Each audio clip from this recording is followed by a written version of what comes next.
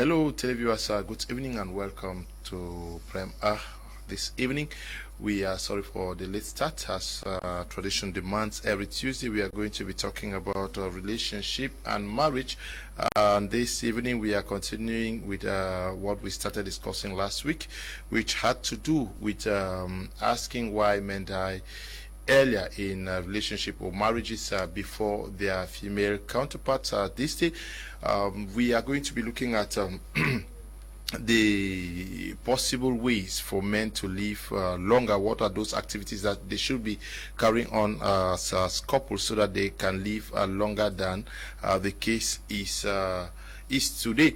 Because statistics are showing, Apostle Ambe, that compared with 40 years ago, single men were dying faster than their marriage counterparts, but today the gap is lowering, actually closing up, and we're asking the question, why is it that many more singles are even living healthier and longer lives than those of us who are in this web already? If time permits, we also are going to be answering the question as to whether the woman and the man have equal rights in a marriage relationship. We are discussing this with our panelists who are seated already in the house. Apostle Ambe Valentine Ngwa is our consultant. Good evening and welcome. Good evening, Mr. Lee. Good evening, my co-panelists. Good evening, Cameroonians and viewers of Prime Hour. It's another Tuesday again. Get your pen and paper because you're in a classroom. You look traditional today. Yes, that is me, the African man. Very, very proud to be an African. Very, very proud one. And I mean an arrogant one, an arrogant African. I thought you were given a title this weekend somewhere. No. Like Father Young received a title in the village. Yes, Father Young has become the Ngamfon of Gunukulan, which means the Fon's mouthpiece. Okay, we also in the company of Apostle is seeing Alfred. He's a regular man of God on this platform, an expert on issues of relationship and marriage. Good evening and welcome.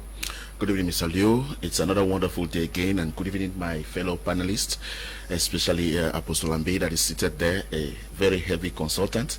Every time I have the opportunity to talk with him, I am happy to learn a lot of things.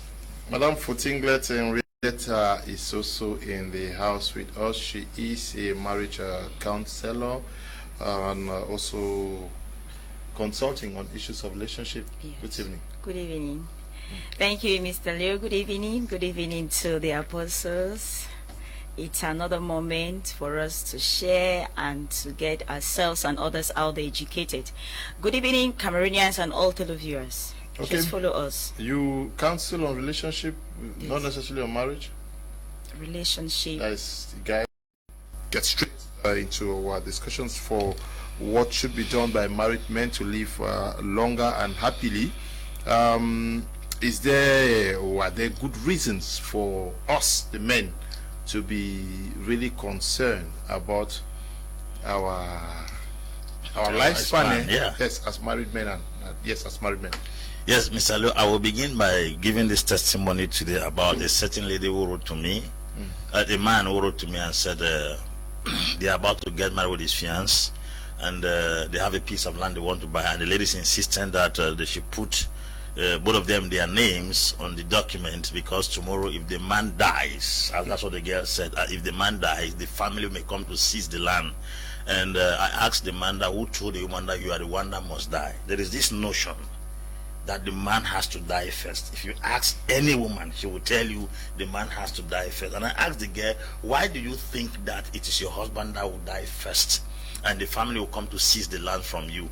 I said, what gives you ownership over your husband's property is not your name being in any property document. It's that you people signed a joint property in monogamy. That is what gives you legal right to everything the man owns tomorrow. So if I thought the man is signing a monogamous marriage with joint property, then it's very obvious that everything the man owns tomorrow belongs to you. Your name must not be on a landed certificate, a car, or some other property before you own the property. So I told the girl that this notion that you guys believe that the man must die first Who brought it in your mind? Well, I couldn't help but understand the lady, because statistics has proven that in most marriages, men die first. And because of that, I started thinking. It got me thinking, and I've sat down today meditating on this topic, and I came to realize that there is an error in the pairing. The first problem is in the pairing. The pairing has to do with what?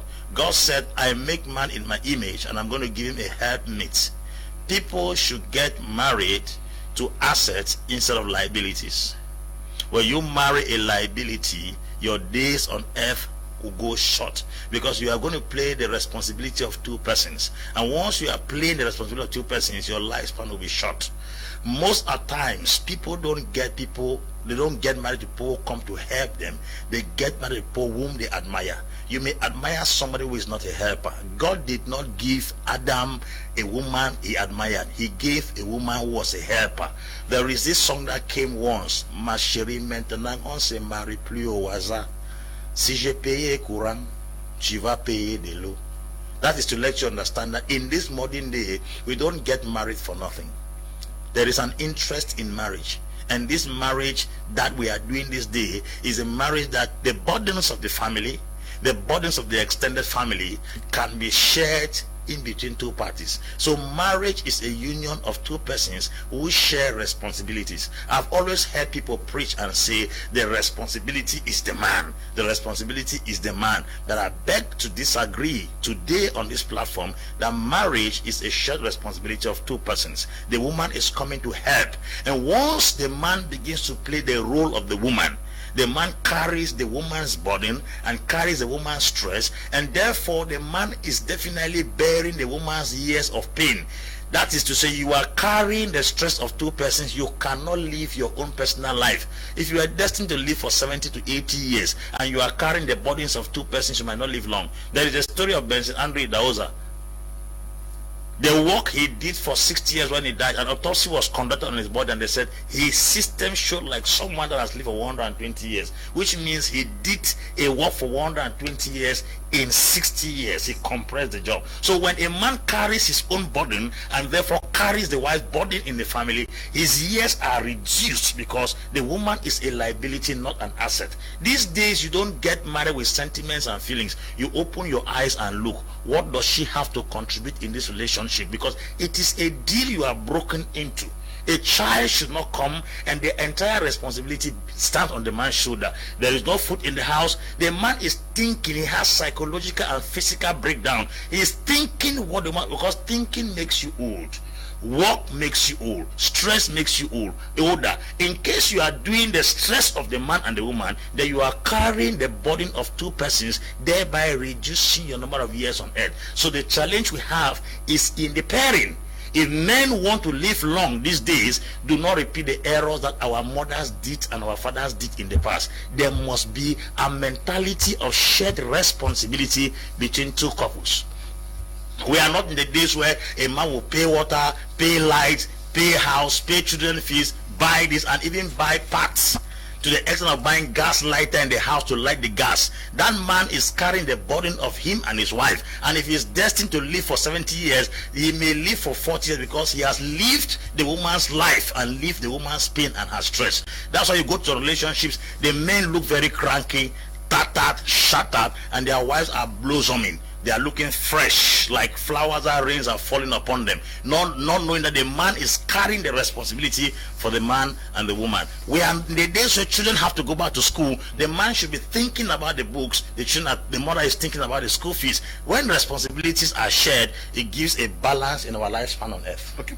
Yes, like I was saying, a study actually shows that there is a marked difference in the lifespan of married men compared with what obtained 40 years ago, which suggests that our mothers had a different way of handling these issues, and maybe the stress levels on our parents were not as much as we have today.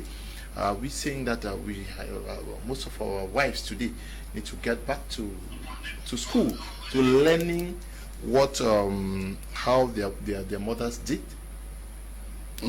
Actually, I may not have known the statistics that you brought up concerning the It's our generation and that of old. But I have an idea of what I used to see. Okay. Because people of old, especially the men, they live longer than the women. No, almost like the women. Yes. They Than live the longer situation is than today. today. They live longer. The men live longer because they don't eat junk food. They used to eat plantains from the farm, without fertilizer, without all those kind of things. They eat good herbs, all those kind of things. You see, they eat a lot of vegetables because that's what was available at that time.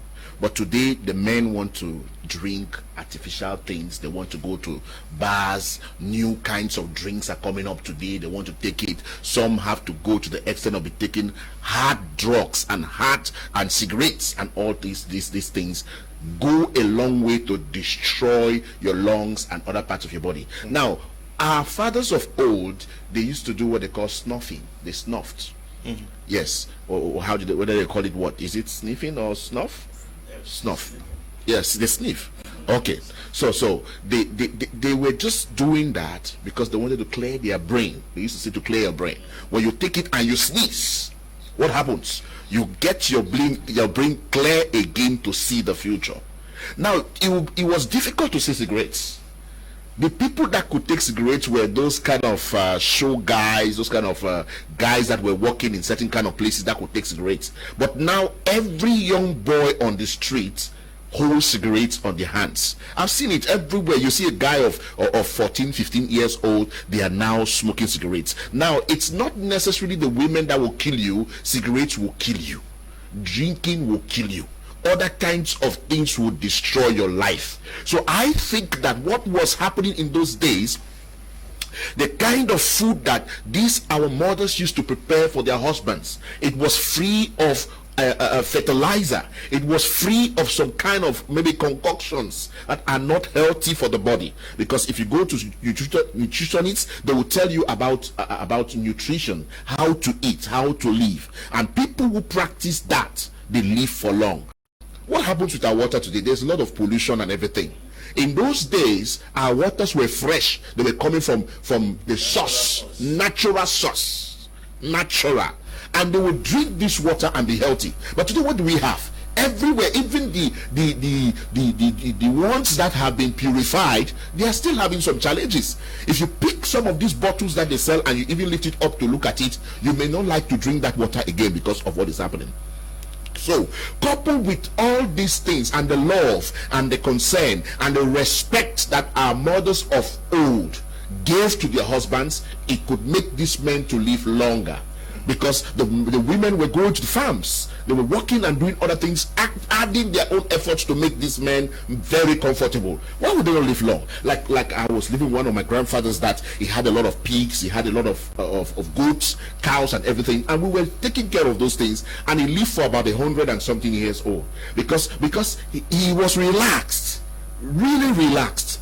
Because we were there to carry out his assignments. There was a lot of respect. But today what happens? Even our own children will not respect the father. So what do you expect? And the mother will even support the child against the father. So why would that man have a long life? Why would that man want to live long? It's because our young wives of today, they are not making efforts to cooperate with their husbands and get them live a good life. They say, today, if you know one chop, you liver.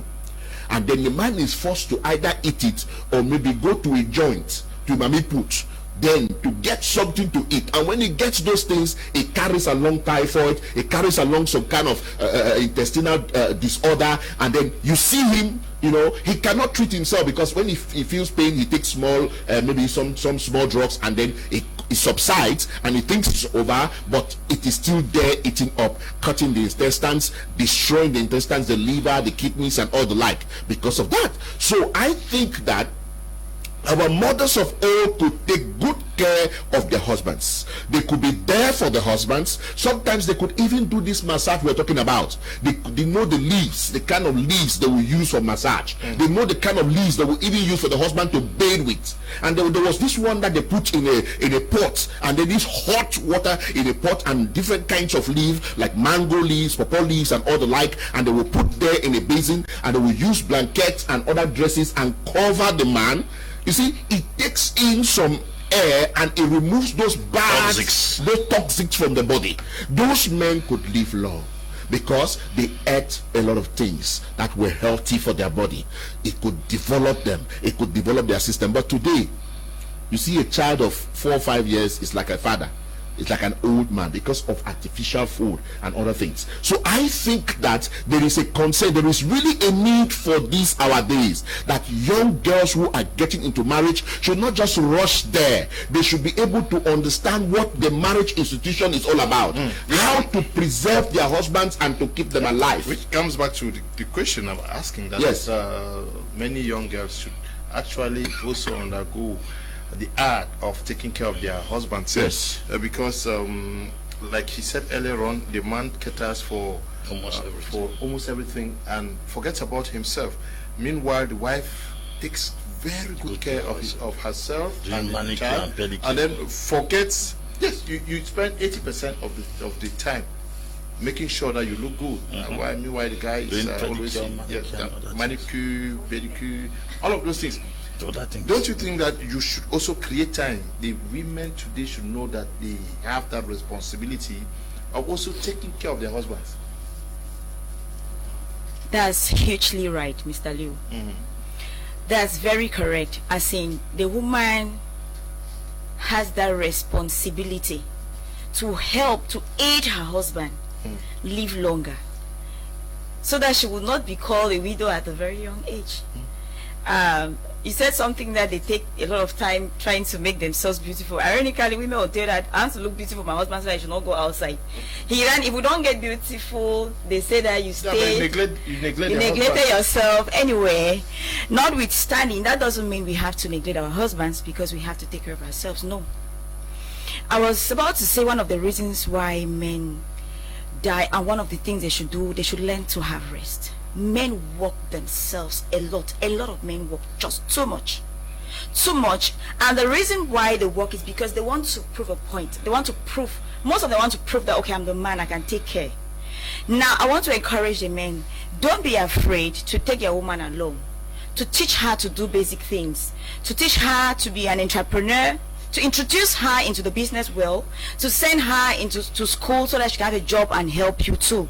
And to the women, you can still have money, you can still be financially independent and still submissive. Now, this is the reason why most men will not talk. There are some things that men would like their wives to be or to do, but they will not say it for obvious reasons. For instance, every man will want his wife to be financially independent, will want his wife to be that kind of a woman who can take care of herself or who can take care of other needs at home. For obvious reasons, this man wants to be secured. He wants to be sure that if anything happens to me today, this woman can take care of my children. He wants to be sure that in my absence, my children won't die of hunger. He wants to be sure that if I do not have money, I can rely on my wife to assist. It's not all my burden. These are the things that most men will want from women. They will not want to say it. Why? Because women are arrogant when they get financially independent. Most times, in most cases, when women get that financial independence, when money starts entering them, if you are not careful, arrogance sets in, disrespect, and they come up from that place of submission. So a man is afraid, if I allow this woman get the level of finances she wants to get, if I introduce her into business and she start making money, she might become very arrogant and she will not respect me anymore. Some men have this kind of fear. But I want to tell women, you can be financially independent. You can have that finances. You can work and aid your husband. You can actually have money and still be very submissive. If only you understand your place in marriage. That's the first thing, knowing who you are, knowing your role, identifying, defining your role, knowing where you belong, and staying where you belong. And cautioning yourself that whatever becomes of you tomorrow, whether you have money more than your husband, you put up a business that flourishes more than that of your husband, you owe him that respect, you owe him the duty to be submissive. That way your husband will feel secure, he will feel confident, and he can allow you flow, he can allow you do all the businesses. Because we have had women, I've had women that have walked up to me and told me that, my husband does not want me to do anything. My husband does not allow me to do some things. He just wants me to stay at home, cook food, eat, wait for him. Some men actually have this kind of fear. But we the women, we have to prove to these men that we know our position. We know that we were created from a man's rib. And God has placed a man an authority over us. And despite our financial stand in life, we owe him that respect. Just like the church owes respect to Christ. He is the head of it. That same way a man is the head of the home. So this provokes a lot of men to work extremely hard so that they can maintain their positions on top. So that they can always be called daddy the man. And in no occasion they will want to allow that position to be treaded upon. And you know, the easiest way for a man to lose his authority over a woman, in most cases, is being unable to meet up with your responsibilities. Okay, I'll take so many messages, but let me read a few.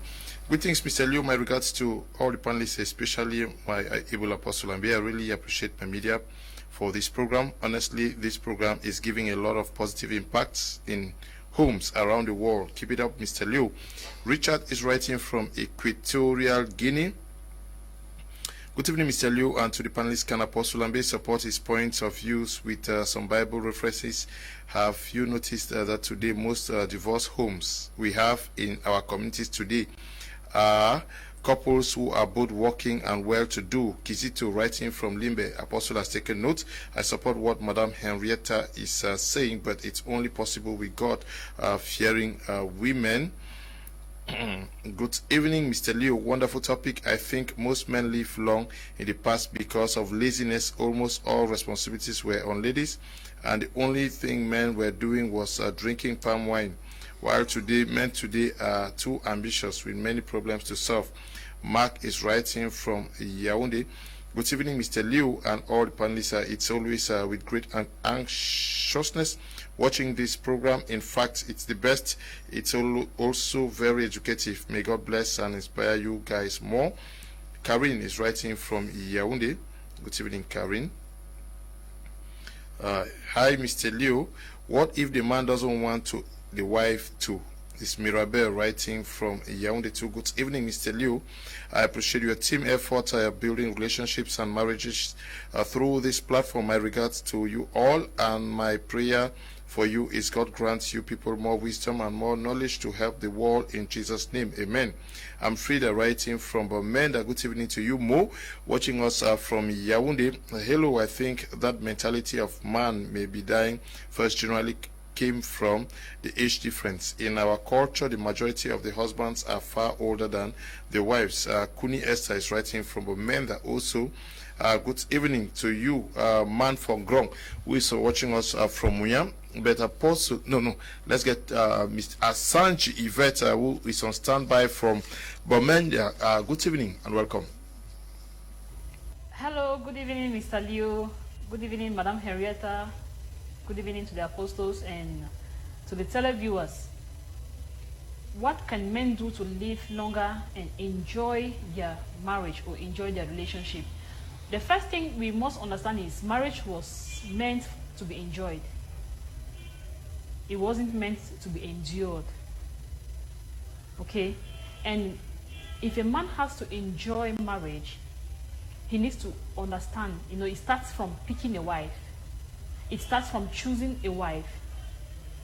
If you choose the wrong wife, obviously you can't enjoy marriage.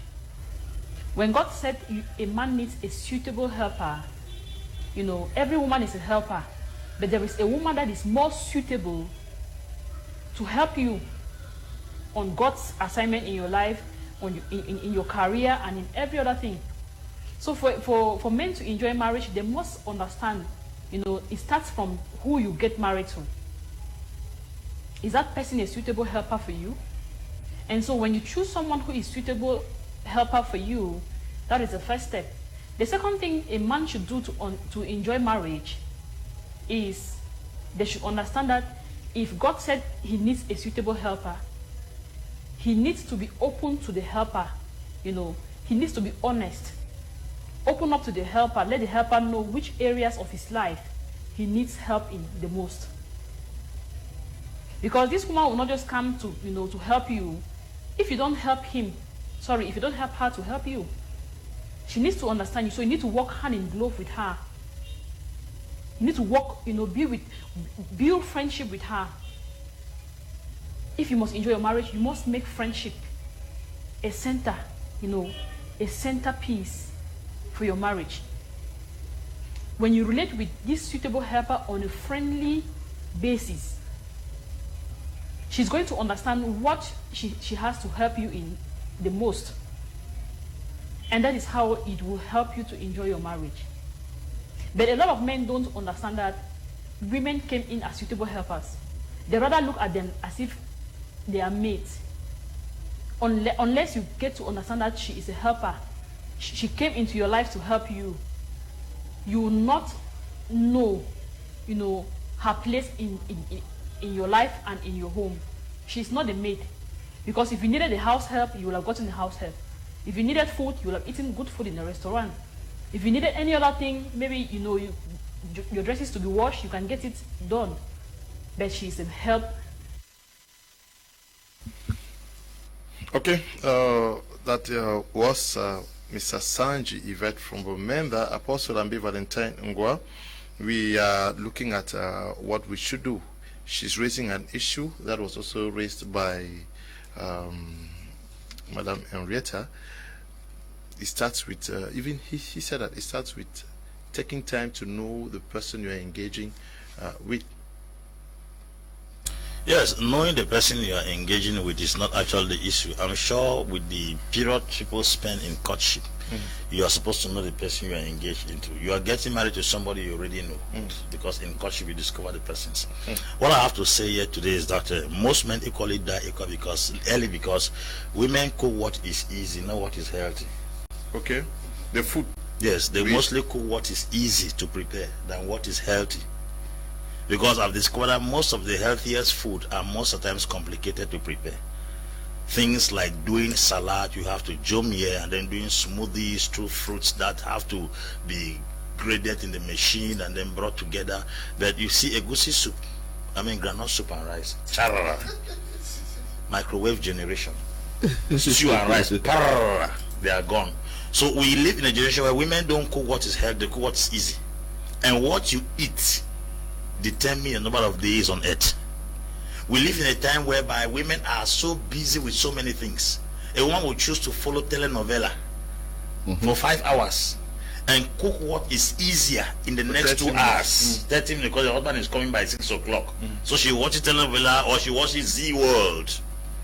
She watches all these Filipino films, and then she knows that by 4 o'clock she can just run around, pick some more rice, tomato, and the rest. If we go to check the content of rice and stew, there is practically nothing inside. That's not a balanced diet.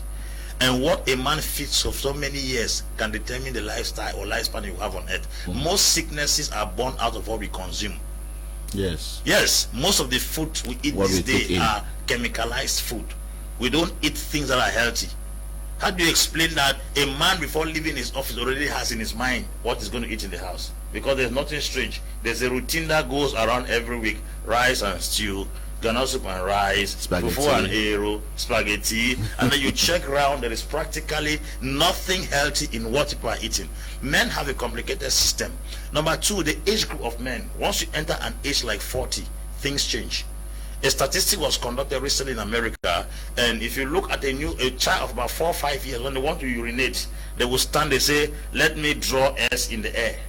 The urine will go right in the air and then come down. It tells you that the prostate of that child is very strong. But a man of my age cannot stand and draw S in the air. It means the prostate is failing. And prostate equally develops to cancer based on the kind of things we consume.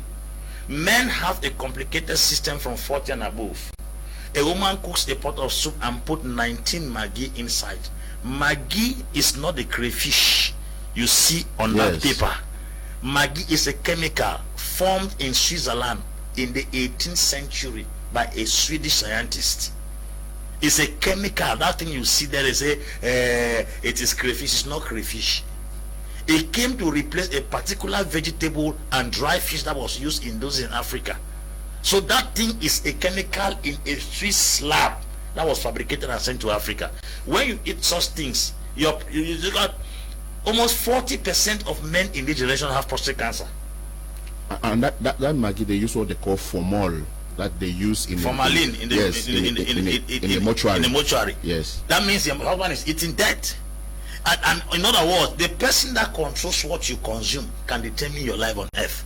When laziness locks into a house and women cook what is easy, not what is healthy, is dangerous. Number two, when your husband increases in age, it is your responsibility to decide what he eats, because what he eats from that age will determine if it's going to last or long. The last thing is this: women have not bothered to take time to study what is healthy. They think that cooking is what you brought from your mother's house. The age we are right now, you are supposed to go on a research to know what is healthy and what is not healthy. If you just let your mother have fufu and the manima they taught you, rice and beans they taught you, you have not sat down to check the kind of things that build the human system. Every woman must go through a course to study what is healthy for consumption. And the things that are healthy are never tasteful. Most of the things that are very healthy, they are never tasteful. That you are eating a pot of stew and the thing tastes in your mouth does not mean it is healthy. Tasteful food is not healthy food. And that is where you see most women have not bothered to understand that to calculate on what your children or your husband eats is a whole course on its own. You have to sit down. There are books in bookshops that talks about things you have to eat, the kind of fruits, the kind of nuts you have to eat. Women have to do and introduce that. I sat in a conference that nutritionist was teaching. She said she has developed an attitude where some Fridays in her family they don't eat anything. It's only fruits. Only fruits. That is Madam Agnes Balinga. She used to teach in JHST. Yes. JHS Mama taught us in that seminar how he has built the children in such a way that on some Fridays they don't cook anything in the house. They drink just water and eat fruits. That is to detoxify your system. Under that kind of atmosphere, people are bound to live long if witchcraft is not there or unforeseen circumstances don't occur. Health issues are very, very important. What your husband consumes also matters. So women help to send their husband to their graves through euthanasia. It is called mercy killing. They kill you silently by giving you what to consume. So every woman should take up the responsibility. Being educated as a banker, an engineer, an accountant, a pilot does not make you a specialist in nutrition. What keeps your husband alive is not your profession or your money, it's what he consumes. So go and study what is healthy food, not easy food. That is to be taken into serious consideration. Yeah, it's very serious. Very serious, but some people also are sent to having to taking their lives, and also committing suicide because they discover some very nasty things about their wives. And some people are suggesting that to live happily you should not delve into the privacy of your partner. Is that so? Is it possible? Yeah, the two have become one, yet we have privacies. Yeah, Mr. Leo, there is this apostle that preached the other day, Reverend J.C. Song from United Kingdom. He said something that was very strong, and I want to quote him. I want to try to paraphrase what he said. He said that women have been taught by women how to take care of men. women have been taught by women how to take care of men. But women have not been taught by men how to take care of themselves. Because it is men who know well what a man is going through. And you see, in most of these women meetings, they don't call men there. Most, even in our churches, they say, no, na women meeting. Man picking no for near them. One talk secret. And they begin to teach these women some things. According to them, they are talking very nice things. Okay, just like Madame Particular was saying here now, right now, she said most men will want their wives to go and work and then get something. It's not most men. Most men don't even want their wives to work because they know that when their wives go out there, they're going to sleep with men out there.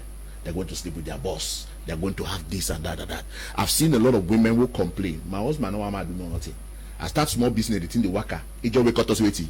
Me a locker because sweetie, it fears me, man can also me or man can talk with me. So this thing has brought a lot of problems. And then that angel woman that you thought was an angel and you were keeping in the secret, only to discover that neighbor is helping neighbor. Neighbor, they help neighbor. Then what happens? That shock. That shock comes on you.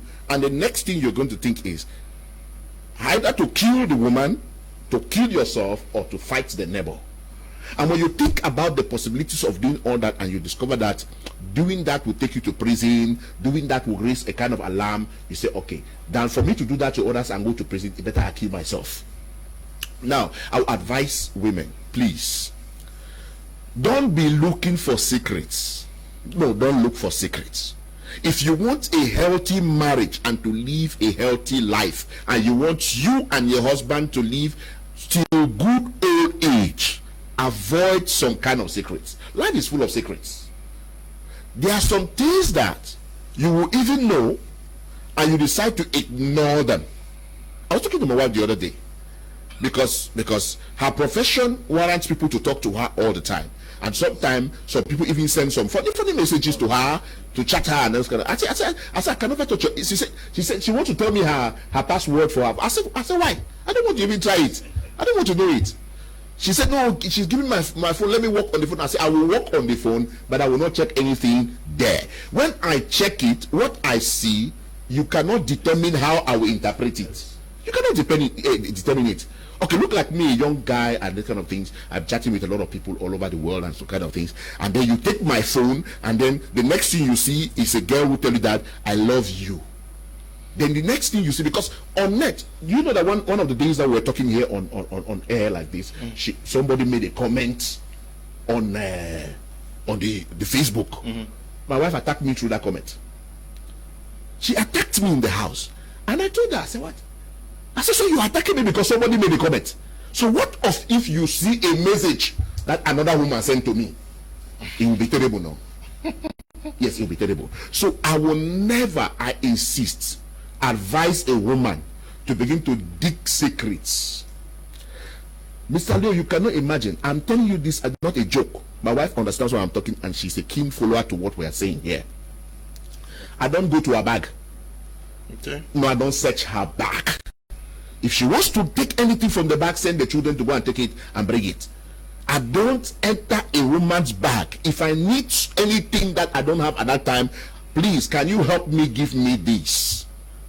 It has gone to the extent where even accounts, I don't go there myself. No, I don't. Please, if you want to come, bring the money.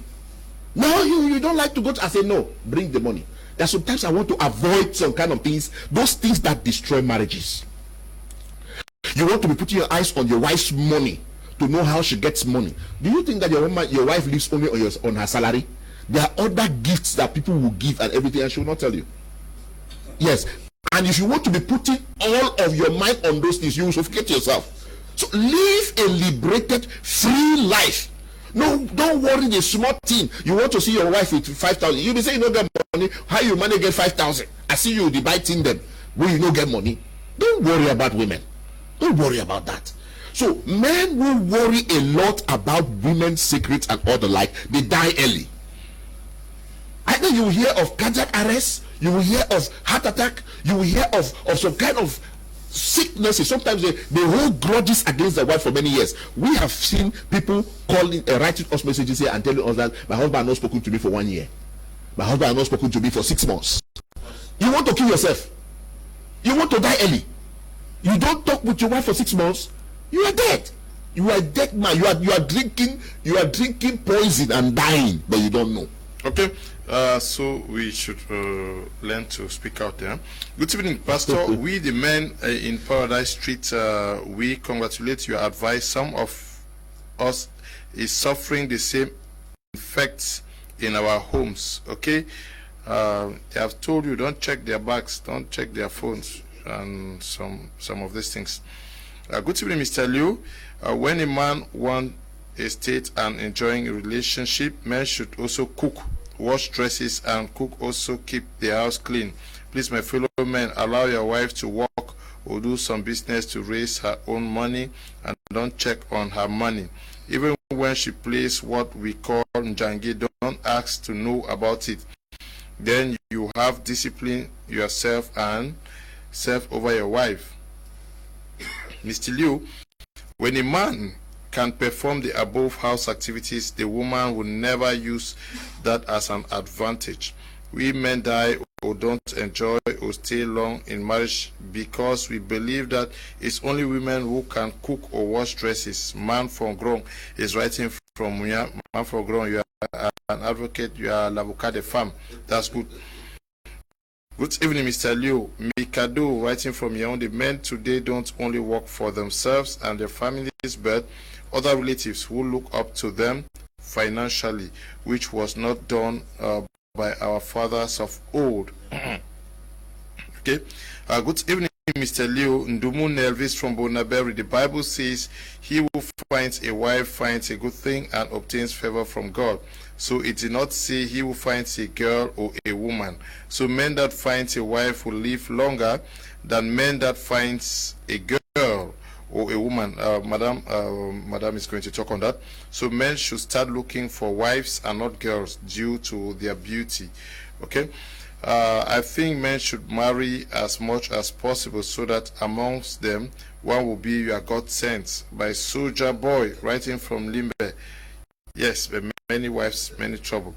Good evening, Mr. Liu and crew. Many of our women today are very stingy compared to those in those days. They have used their money for themselves, while the man's own does everything. God help us. Derek is writing from Douala. Good evening, Mr. Liu and the entire panelist. Great topic to educate the entire public. Accepting your partner for who they are. Houses are fixers, uppers, but viewing your spouse that way is a recipe for disaster. Accept your partner just for who they are. Don't try to change them. After all, people can only change if they want to.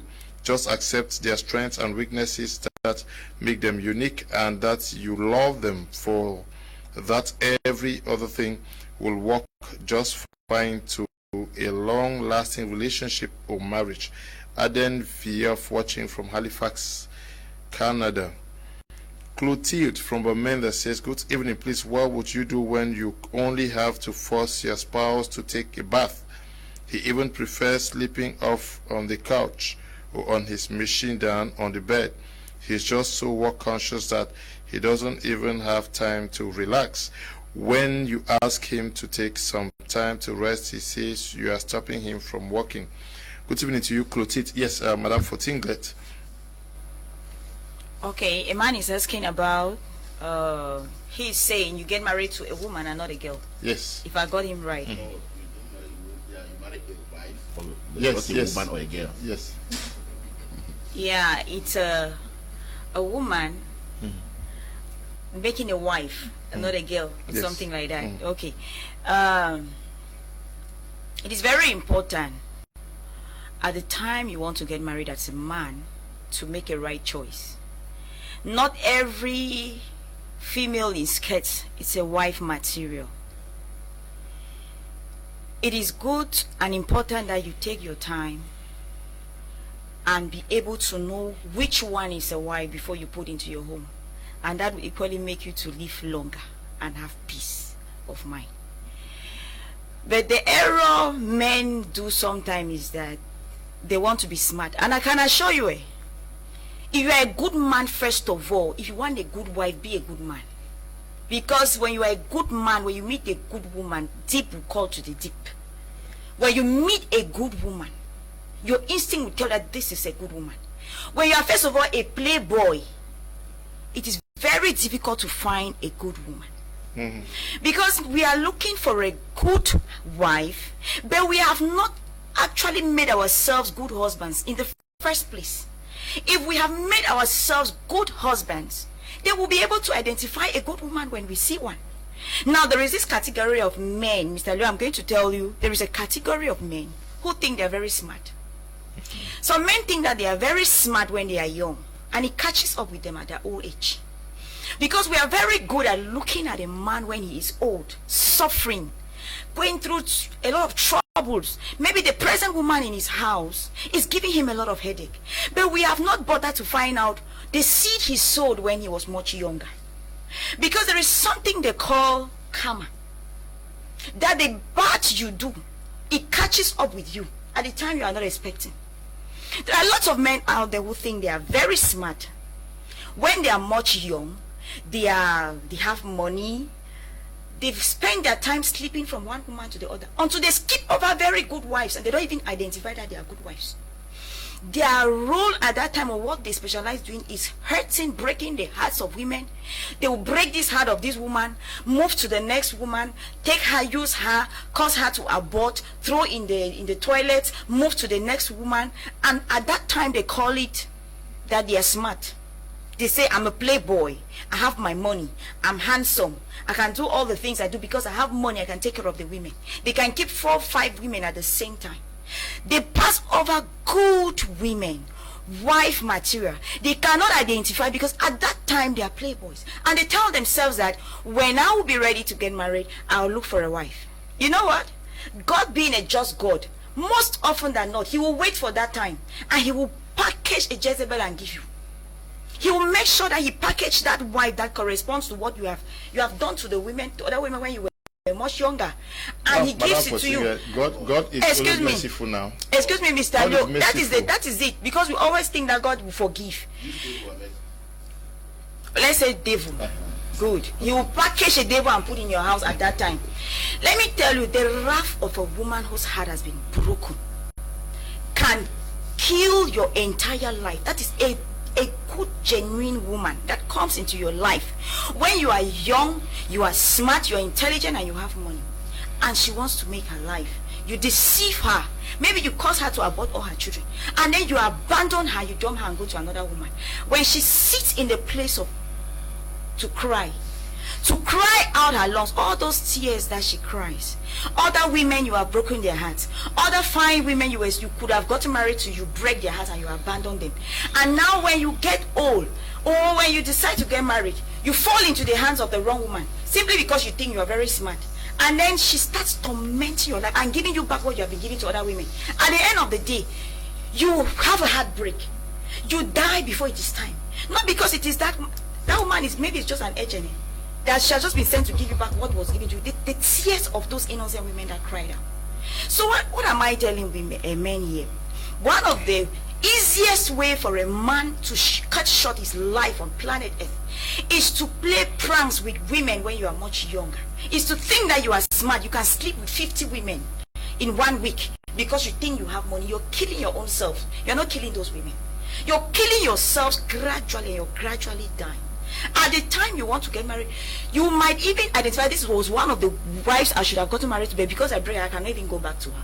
And then you go carry a woman and put in your house, and she starts tormenting you, and you will die before time. We are living in the dispensation of grace now.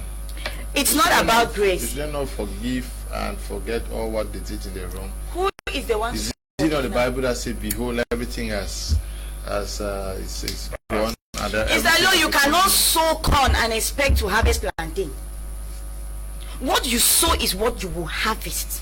But I'm 14 break happy women's heart, abort children, drink and do what you want to do, and you think that you will go and cry on the altar for God to forgive you. There are children crying in the toilets. No, many of them give their life to Jesus after that, and they start living with God has forgiven now.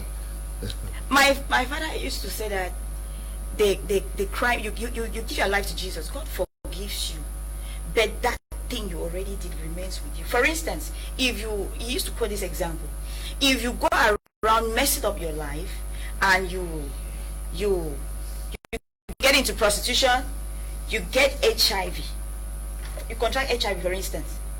So my father in the Lord, Apostle Ambe, now if you give your life to Christ, Christ accepts you, but that HIV lives within you, and it takes God of grace for him to heal. He decides whether to heal, but that HIV is with you. That's the effect of what you're doing. God has forgiven you. Through faith, Madame Fortingley, he was bruised not to heal us now.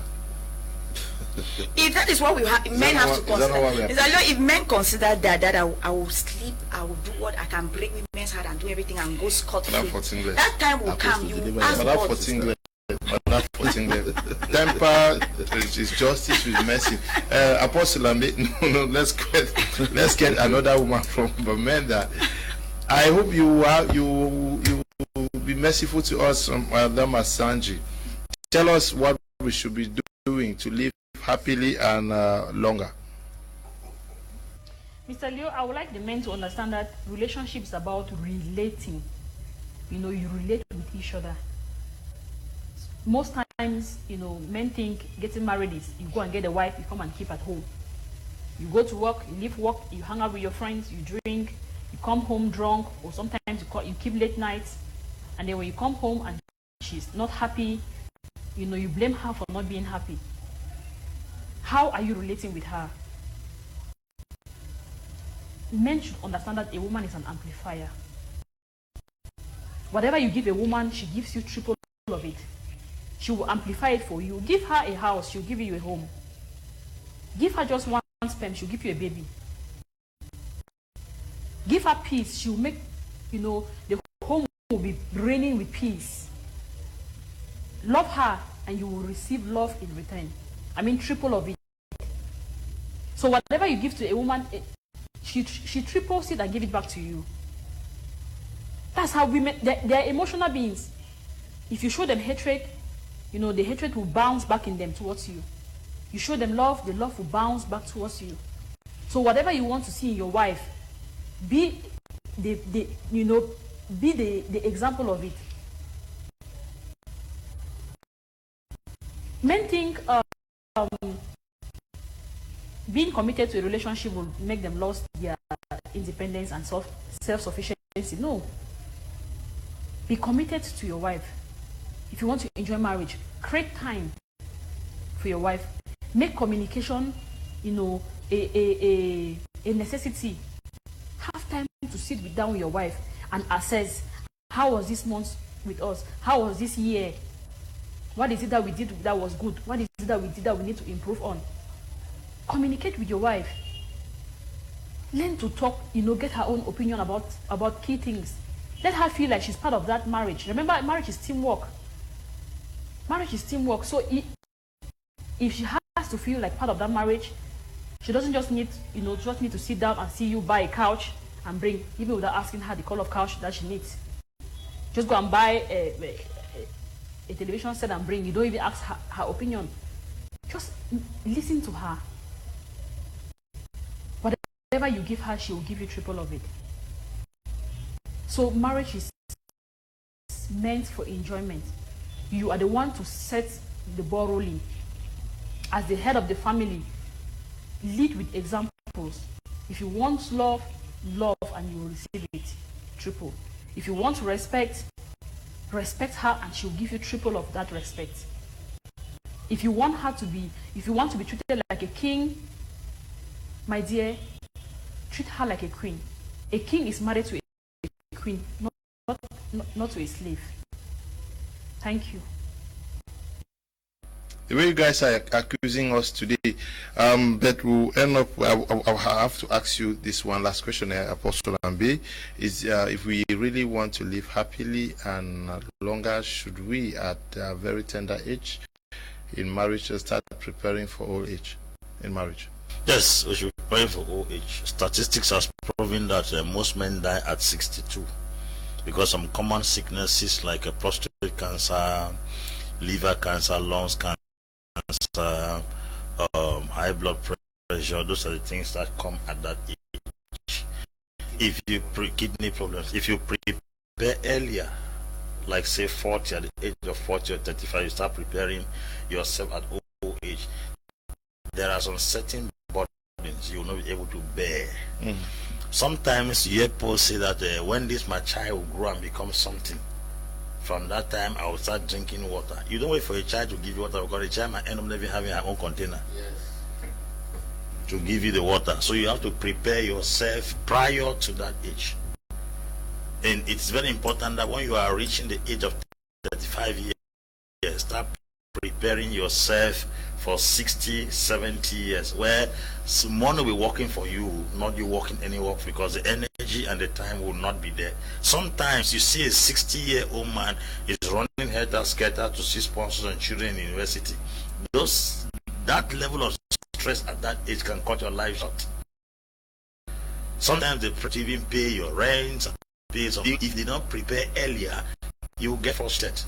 Sometimes you can go give birth to children outside and then come and enter into the little house you built. Then they are showing the number of mouths they feed it. If you did not, the burden increases. Because we sometimes talk about children, we are living with their children's children. You are living with child, you are living with your child's child. Yes. And that burden becomes too heavy that sometimes the poor are not even able to bear. They don't even have their own to eat. And to conclude, Mme Asanji, when we give people millions of sperms, you give us one child. So you don't multiply everything we give you. Go and check biology. That woman that you are carrying like that, we used to send trillions of them. You go cash now one, give it back. You did not multiply, you reduced it. And I think, Mr. Leo, in this case of we don't marry women, we don't marry girls, the philosophy behind it is that a woman or a wife, you marry a wife, you don't marry, she must first be a wife before you marry her. Because a woman marriage and begin to do by error a wife. A woman called badly home bad home bringing upbringing. Bad home upbringing. Yeah, mommy, they don't spoil you or finish. You want to you want kind of inside marriage for cancer, you can't begin to do for be wife. How you it cannot work. So you must be a wife before you marry. Find a wife. Go and find women or girls. Find wife. The person must have groomed them. You go don't behind. become a wife in marriage. Yes, make investigations. You don't make a wife for the marriage. They before marry wives. they marry wives. Okay. Some men are in relationship, though my advice for them is to try other ships like entrepreneurship, and if it doesn't work, then go for worship if it will fail you. Noel from Bankolo is saying good evening to you. Good evening to Noel. If wholeheartedly or in other words of taking care of couples are likely to live longer, but and more the key to long life in Mr. Liu. If women don't work, men will die like fishes. Women must work to support the men here. Okay, Anita Eno is writing there. Good evening, you. I'm enjoying your program. I got Apostle from Boda. Good evening, Miss Kongni is writing from Bamenda. Greetings to all in the studio. I really appreciate you all for impacting the world with this kind of topics. May God increase you all intellectually and prosper you in Jesus' name. I am Tiba Courage from Boya. Special greetings to Pastor. Thank you, Courage. Good evening, sir. With much pleasure, I would like to contribute in the program. Why should men attribute the problem to women when you are taking bottles of beer as pride? Do you think about your life? Going out, misusing your energy with women out there. You think your wife is to be blamed when things get bad on you? I'm Cecilia, writing from Douala. Oops, the women are counter-attacking, eh? Not easy.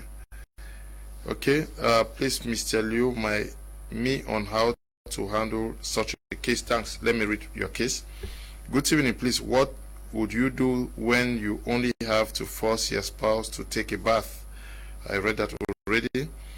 He even prefers sleeping off on the couch or on his machine than on the bed. He's just so work conscious that he doesn't even have time to relax. When you ask him to take some time to rest, he says you are stopping him from working. Okay, Apostle Ambe, I don't know whether you can answer her. The lady has a mastery of the subject. She understands the institution and she knows the vocabulary and she's on top of her game. I love it. Great points raised. Your service to this nation as a journalist can't be overemphasized. Thank you very much, Suremi. This one says, oops. I will also add that even when a woman cooks stew, she should add carrots, cabbage, green pepper, spring onion, etc. to make it nutritious. Okay. Yes, this one says, good evening, Mr. Liu. Is Mr. Tabi from Paradise Street, Fiango? One Madame Fortinglet is said is truth. Some of us suffer the fate. Sorry, have suffered the fate. I'm enjoying your program. Thank you very much. Stop calling, please. We can't take your calls.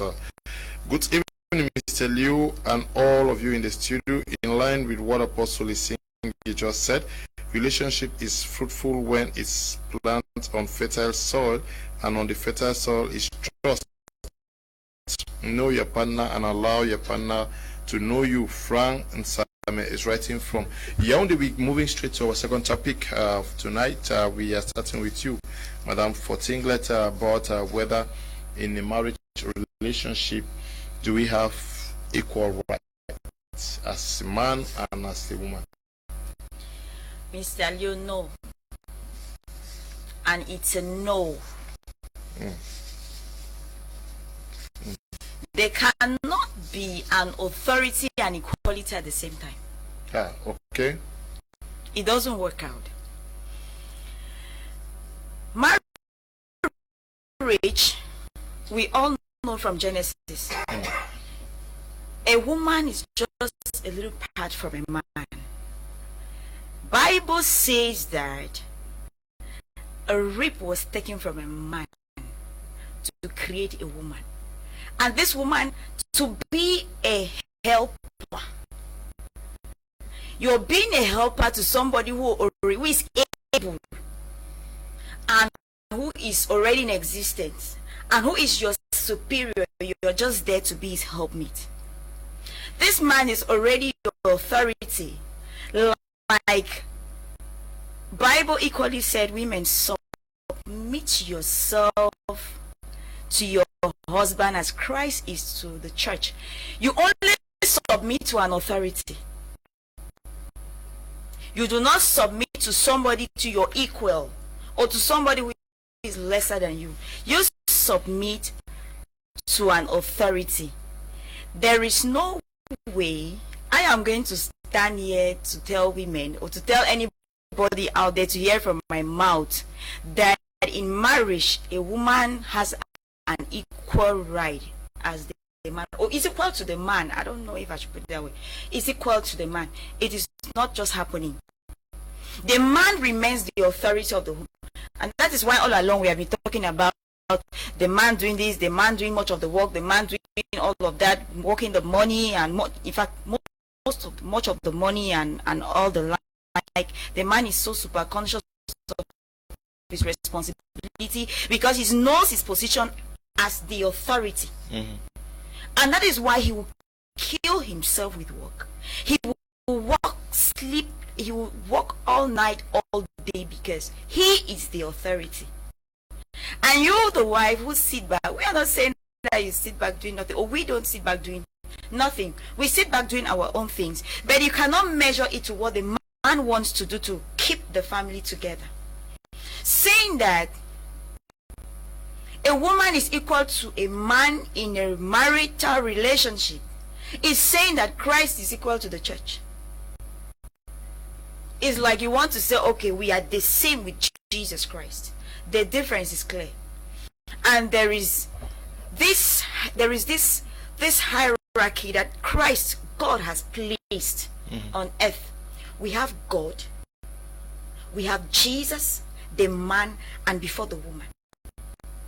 The woman, though, is connected to Christ, but answers to her husband, who answers to Christ, and Christ to God. So we cannot start this discussion by saying that there is equality. We are in the 21st century. No, it doesn't happen. The man and the I am woman, against feminism. I am not part of. I'm not in support of feminism. We are in the 21st century. You want to? Yes, there is something I want to make you understand. They didn't ask us. No, that they didn't ask us whether they have the same authority. They ask about equal rights in the court of law. A man and a woman has equal rights. When you sign joint property, yours truly, you have the same rights. You have right to your children. You have right to the properties in the house. You have right to everything you both own. So you have equal rights. But when it comes to authority and leading the family, it's the man that has that authority. So when we begin to mix these two things, we will go wrong. We'll do some kind of things. Yeah, because okay, yes. I really let me get. I want to honor the women first. Yeah, okay. Mme Asanji, what do you think? Do we have the same rights, you and Mr. Asanji in the house? The same right? Okay, Mr. Leo, once more, good evening. Coming to this second part of the topic, equal rights in marriage or in a relationship. Universal Declaration of Human Rights affirm that men and women have equal rights. But I want us to be very careful when we talk about equal rights in marriage, because there are two sides to equal rights in marriage. First, I'd like everybody to know, especially our ladies, nothing like gender equality in marriage. You can have your gender equality issues in politics, in other fields of life. But when the person that instituted marriage made it clear that the man is the head of the home, that we need to fight or we need to debate, it is clear and it is written. The man is the head of the home. No way you can bring gender equality in marriage. If you want to do that, then that means you are telling God, who created marriage, that he didn't know what he was doing when he was creating marriage. Please look at your husband as the head in one home. There can never be two kings reigning in one kingdom. There must be somebody that is leading, and that person is the head of the home. On the other hand, when we look at it, if we are looking at in terms of relationship, this marriage is us. We are a team, and so we have rights to make it work. Then to me, when you look at it, the aspect of team, if you and I are staying in this house and it's dead, even as a man, I equally pick up, rack, up and clean the house. I could equally wash the dishes because it's our home. One makes sense. If you're looking at it, okay, it's fine.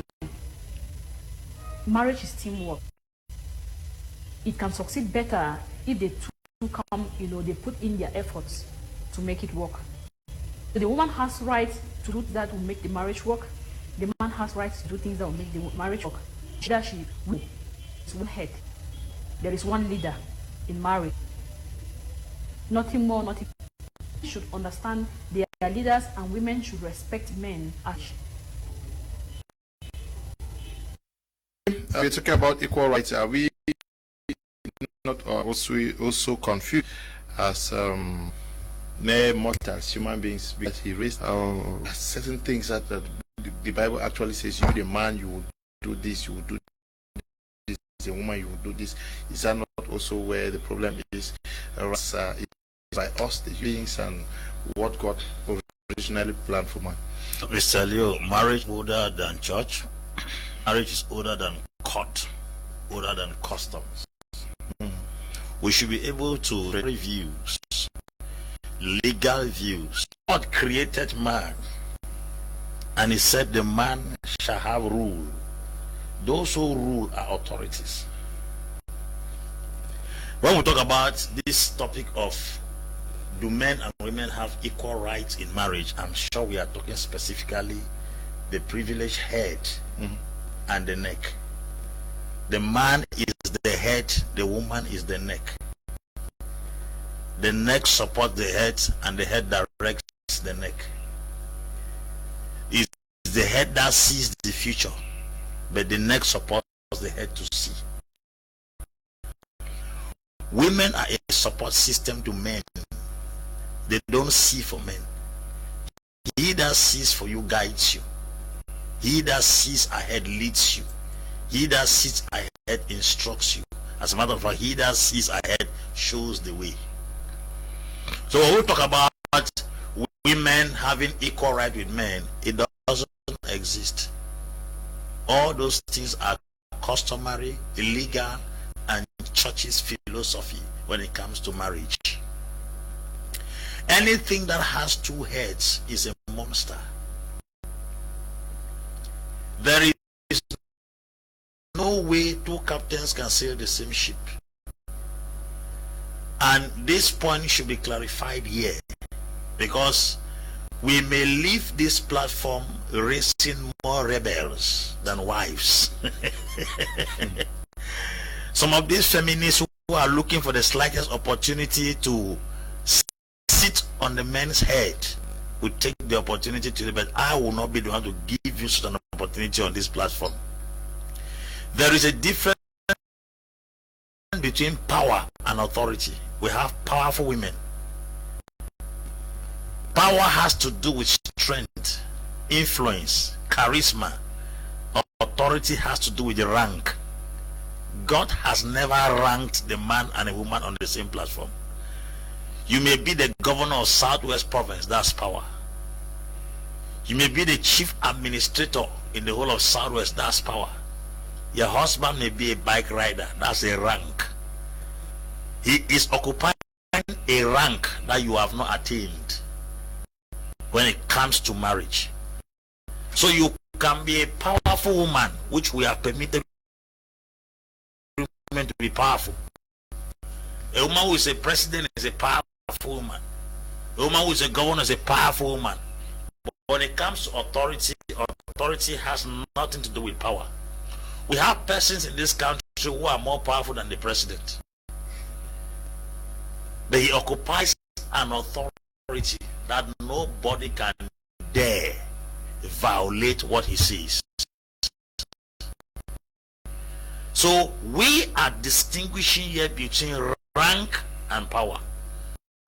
I know of many women who are the ones making provision in their houses because they happen to be the breadwinner. But listen to me. That you are the breadwinner of that house does not make you the authority. You are just powerful to be the one that provides for the family. Let this one sink deep into every woman who is listening to me right now. Now, coming to rights enjoyed, or we'll not call them rights, we'll call them privileges. If we put it right, it's an extra, how do I put it? It's an exaggeration. Privileges. Privileges enjoyed in marriage. The Bible says a man has no right over his body, and a woman to have no right over her body. The word right there is the Greek word privilege. He has no privilege over his body. That is to say, anytime a woman may want to have sex with you, you are obliged to submit that body to her because it is her body. That's what scripture considers.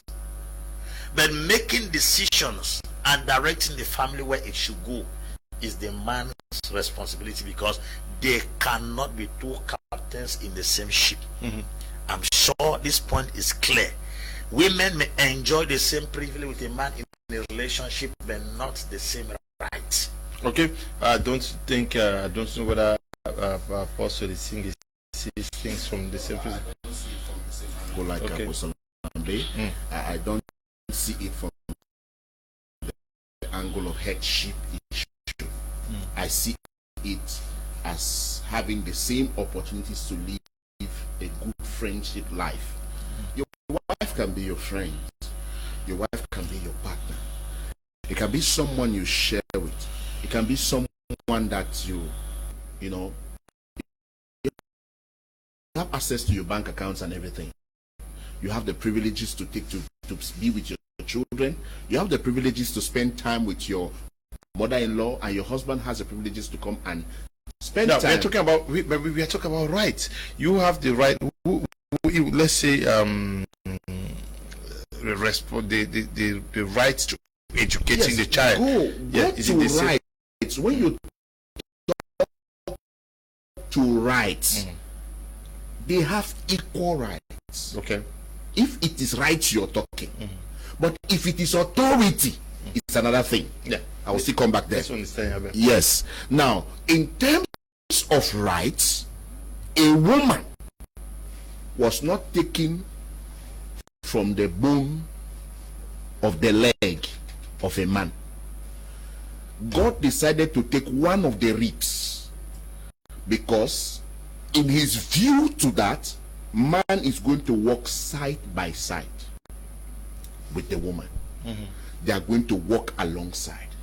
No one is going to be too superior or this. That's why it was so easy for woman to carry fruit and come and give Adam another meat, even though it brought trouble, as people used to say. But the man saw that my wife give me something to eat. I eat. I'm not scared of anything. You see? So what I see here is, when you deprive a woman, that is why men die early, because you take headship and you want to go even for the area of rights and go and collect it. Is that not also why they die early? Because women want to play that equal rights position? No, especially women to play as a woman. Why will you deprive a woman from getting a job? And you say that I'm the husband, I decide what you do. That's unreasonable. You tell a woman to sit at home, not having anything to do. Some of these men stopped women from working because they say, I am the head, I'm the man. A woman has the right to get the job. She has the right to. A woman should not be killed because you are an authority. A woman has the right to leave. A right to send the children to school. A woman has the right to pick the children from school. Same like the husband. I don't know whether that is what Apostle Ambe was saying. No, he is talking about authority, but I have differentiated my. This is if I get what things that have to be done. Yes. The woman has the right to 5. The man has right to 5. No, don't make it in numbers. No, we are talking about equal rights. Yeah. Okay, equal right to live. Don't kill her. Equal right to take care too. Give her the opportunity. Equal right to get a job just like the man. Those are the rights we are talking about. Don't deprive her from all those things and then you think that she will remain a wonderful woman. Give her that opportunity and she'll come back and become a very wonderful wife for you. Okay. And she will honor you and respect you as the head of the family. Good evening. An old department has confused between authority and equality. In marriage, the man is the head, one who is able to be instituted. His noble wife is to submit to the man, just like the in all things. The concept of equality is not of God, and this is a result of the human race stopping to look up Jesus Christ to make rules for themselves. Britain is writing from Yaoundé. Good evening, Mr. Liu. A man that looks his wife's money is digging his grave because she will one day disgrace him. Man is for the family, while a woman's money. She helps out with fee. She will one day call you useless. Gideon, writing from Swansea. Greetings, sir. Thank you for this very rich program. I wish to find out when a man works and invests in house business and isn't working after some years, yet profits from the business isn't a financial commitment. The woman as well a lot actually feels money gets not enough for the home and to build the children's future, nagging the man of being lazy. The man says he worked a lot at his youthful years. What should be done to solve this? For its cousin in the home, it's Philip from Esumba. I don't know where Esumba is. Okay, for me. What these ideas are correct, but most of these men that are criminals to this point are never to listen to it. They are running out with a second bureau. They never give money for food, but they want to eat nice food. I can't be giving you nice food every day when you can't afford a square in your own home. Okay, Gladys, good evening to you. But let's look at this issue of equal rights in the home, the coming of the Beijing conference, lots and lots of talks, the woman celebration of the Women's Day. The man is supposed to start doing what the woman is doing. Why do we have this confusion today? Mr. Leo, we really have to be very careful the way we handle this particular topic. Okay. We have to be careful because some human beings sometimes can really be extremist. Okay. Having equal rights, talking about rights at home, good. But the moment we start emphasizing on rights, that is the very birth of rebellion from women nowadays. Because when you begin to plant that ideology of equality in rights in marriage, you're already nursing a seed of rebellion from women. And I can assure you that. Talking about, Apostle just mentioned of, yes, a woman has right to live. Every human being has right to live. Nobody has right to deprive anybody from living.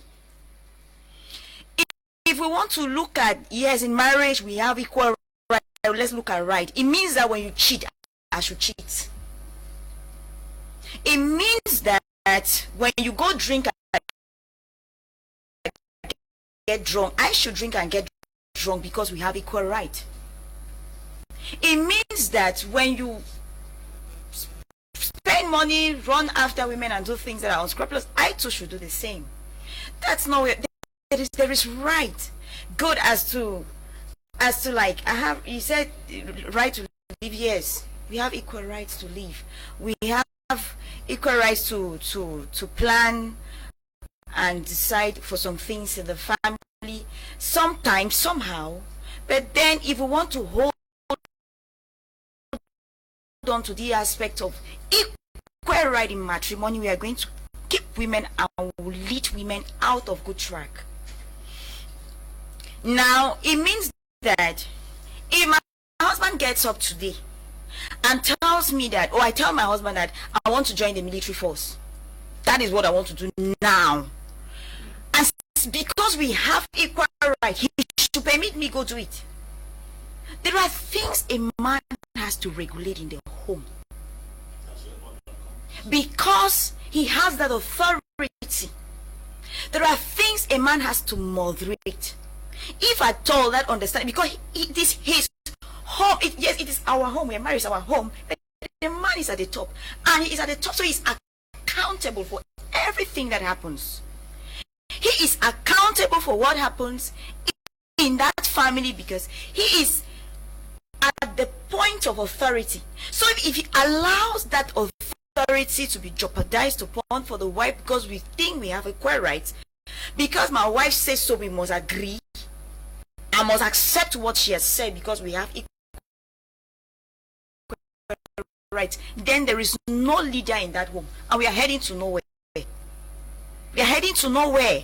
This aspect aspect of equal right, because you are human, I'm human. This equal right thing is the very reason why we have feminism coming up. It's the very reason why we are trying to kill this notion of women rising up and saying that because we want right, and they're carrying on their women are taking their political strength, they're taking their financial strength, they want to bring their authority out there in businesses into their homes. You can go cry out for your equal rights at your job site. It's okay, because if they are paying us for 31 months, for instance, in a workplace, they pay a man 50,000. They should pay, if we have the same category, you're paying 50,000, pay me 50,000. At the workplace, it's accepted. But in marriage, it cannot work. If we start emphasizing on that issue, equalism in right, equality in marriage, we are going to miss it, because lots of women, that is the very reason why a lot of women are misinterpreting it. And they think that because they say we are equal, because it's a big day, my husband has gone to drink, he's coming at 2 a.m. Me too, I'll go and drink and come at 2 a.m. My husband is running and he's dating women, running after jumping from one woman to okay, me too, I'll go date. And we start fighting. 2 wrongs can never make a right. And we cannot drag on, we cannot hold on to that aspect of equal rights to make a good marriage. Yes, we are together. It is teamwork. We work together to make the marriage to work. If I am praying for my family as a wife, I expect, or I think my husband should equally join me, or he too should be able to pray so that we succeed. If I'm praying for the children, he too should. He is the head. So a man has his place of authority, which we can never fight it. Okay. If we want to take that right thing and hold on to it, soon you will see a lot of marriage will start fighting because they think they have right. Good evening, Mr. Leo. Those who think in marriage women are equal to men are wrong, because God did not create that way. In homes, many women, despite the fact that they are working, still look for their husband as the only breadwinner. Here they know they are not equal to their husbands. Okay.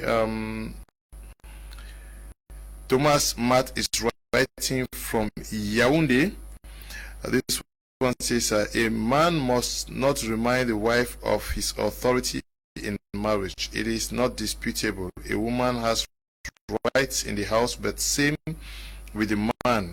We love our wives. They should keep their position. I'm James, writing from Bamenda. I thank God for such women like the one in the studio. I don't know her name. More wisdom. This is clear that her husband is proud of her. Her name is Mme Henrietta F. Good evening, Mr. Leo. God created a man first and later created a woman out of the man. So for that reason, they can never have equal rights in marriage. Even if the woman is the breadwinner, she will never have the front position of the bed. Gideon is writing from Benda. Good evening. I do think man and the woman have equal rights, because Bible says the two become one, meaning we should see our family affairs. Okay. Good evening, Mr. Leo. This is earlier writing from Yaoundé. Ambe says a man decides because he had. Does this mean husband takes decisions without consulting with the wife? Aren't you in the way making the wife want? How look like if decisions are taken to the detriment of the wife? I thought ideas of decision making be discussed and accepted or negotiated. Wow. Yes. Now let's get to Mme Asanji. Again, we get to you, Apostle Ambe. In fact, we are having more positive results in marriages now. A man look at his wife like an equal being her. You know, we're not talking about this in terms of leadership. They're treating each other equally between a child and an elderly person. The other person can be. it is between two mature people. And so equal, treating each other equally has brought real positive results, like it has improved intimacy, it has committed homes. So if there is something that should be called equality marriage, I want to, from the perspective of, let us treat each other, don't treat the other like by the employer and she is the employee. You can respect each other equally. You can have respect for each other. You can have love, have equal rights to love each other, equal rights to be, to become the relationship, equal rights to share responsibilities in the relationship. You may now take charge of responsibilities. Sometimes I'm doing counseling, and the woman, let her take charge over some things. She might be paying bills while I'm taking rent. Why? So that mature couple down with what them.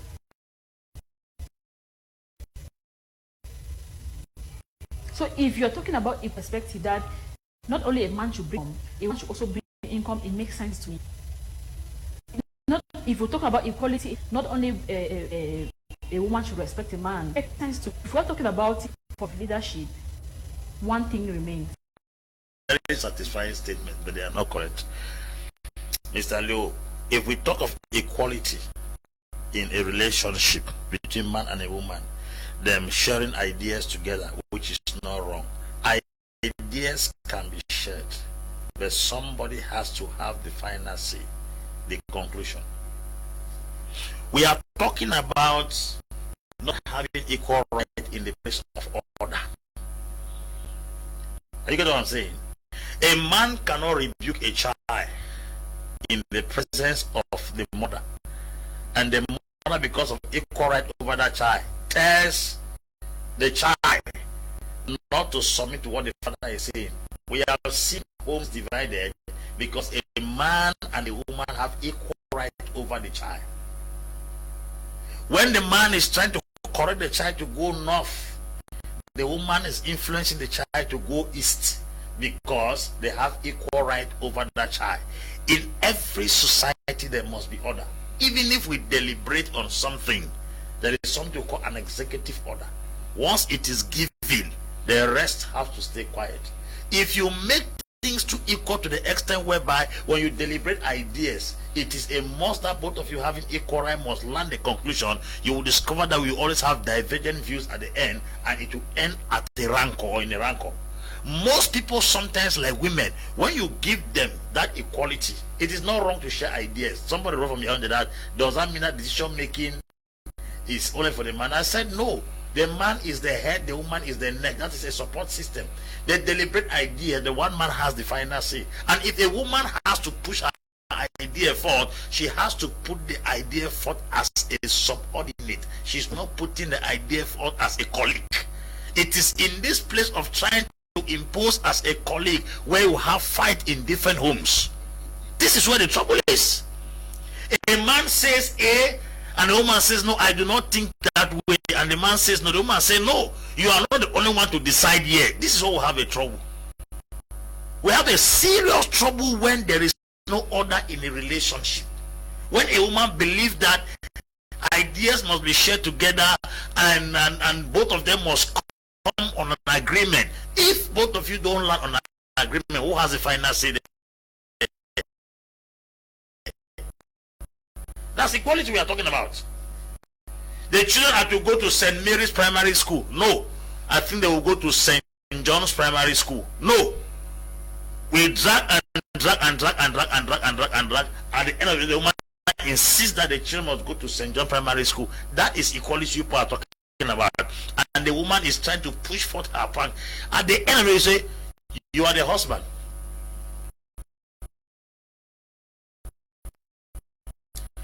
Whatever you decide here is the final say. That should be registered in the mind of every woman, that when ideas end at a place where both parties cannot come to a consensus, the man has a final stamp. This is where we have a syrup. That's where order comes in. Talking about rights in marriage and privileges in marriage and every other thing, there are homes where sometimes the man carries every responsibility financially. But when it comes to make decision, the woman is the one that wants to make decision. So the man is an authority in expenditure, and the woman is an authority in talking. We should differentiate these things and make it very clear that people who are listening to us to understand. Nobody is saying that marriage is a relationship between a slave and a master, or an employer or an employee. No, the scripture says honoring one another. You honoring one another, but there is a degree of honor. Everybody has a degree of honor. My wife has a degree of honor in my home. My honor supposed to be that higher than my wife. In other words, when I say something, I might not even be correct. She will say, what your father has said is correct. Let us go in the room and she tells me that, honey, what you did was not correct. Not that because we have equal right over the children, we are now bantering words on whose words the children should hear. That's the reason you see in most homes, some children grow up attached to their mother, some grow up attached to their father, because it looks like, publicly speaking, the father showed more love to the children and the mother was not in support of it. Tomorrow a child gets and say, my father was not kind to us, he constantly flogged us. My wife beats my children, I don't beat them. But you see, when they beat a child and the child comes to me and say, go back to your mother, that is to say, I'm giving the giving their mother flavor of the children. But when I get to the room, I tell my wife, what you did wasn't correct. If this idea, I don't have that maturity, I want to react as a man and say, don't beat those children too also. These two persons have conflicting views because they have equal rights. The man has over the children, the woman has over the children. So when we talk about this right here, we are talking about not just in the area of who spends or who doesn't spend or who does this. We are talking about who has the final say when we conclude on decisions. Now, what we learn on things that we cannot conclude. Who has the final say? It is a right for us to sit down and discuss. We are going to be 50,000. No, let us see 25,000. It always happens like that. Dr. Moakai said for 25 years he has been in a relationship. Him and his wife have agreed something only twice. You people be sincere. Let us know. Husband and wife never agree on anything. They never. Let's be sincere here. They don't agree on anything. A man has his own way of thinking. A woman has her own way of thinking. And once they discuss until they come at the end, the woman will want her own to stand. That equality. Where is the equality there? For 25 years, a man has agreed with his wife twice. That's it. A man can be the one who is giving. The woman can be the stingy one. And somebody comes in the house and says they should give money. The man has his giving attitude, he wants to give. The woman has a stingy attitude, he wants to save. And then they drag, they say equality. I'm talking here because this money is all our money. And both of you will have problems continuously. Let the woman that once two of you discuss on something, if her own idea has to go through, let her submit it. Not that she's trying to impose it, because it's not two colleagues discussing. It's an authority and a subordinate. Good evening to everyone in the studio. I just want to say that no matter how God forgives you, the guilt of your sin will always be there. Every sin has a consequence, so we should be very careful with what we do. Thanks. Blessing is writing from Amanda. Shall we continue sinning for grace to abide? Will a man continue to break girls' heart to God forgiveness? Tim is writing from Amanda. The girls are on rampage here.